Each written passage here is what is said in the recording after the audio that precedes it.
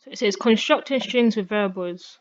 Sometimes you would need to build a string madlib style. It has a link.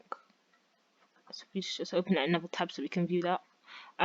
By using the concatenation operator plus, you can insert one or more variables into a string you're building. So let's just quickly see what this madlibs link takes us to.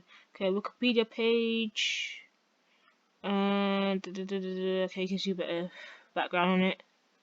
I was just a bit curious about that. Anyway, it says example var our name and a string var our string. Oh yeah, and then it outputs that. Hello, my name is Free Code Camp. That's what it should say. Yeah, and then right. So it says set my name to a string equal to your name, and build my string with my name between the strings my name and I am well. So it says, so let's build it with a name. So let's put random name. I don't know why I always get stuck on names, but let's put I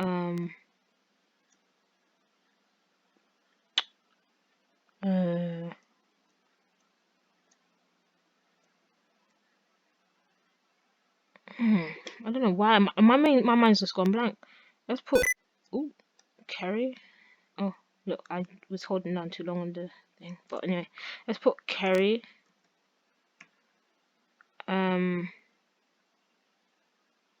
Yep, and then it's saying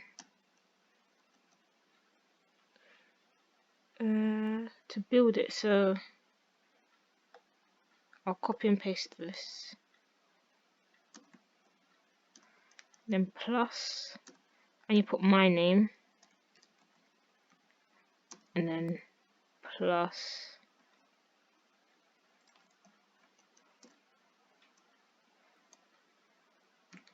first you put a space in between, then you put I am well, exclamation mark, and then let's test it. My name is Kerry and I am well. Okay, that's done, complete.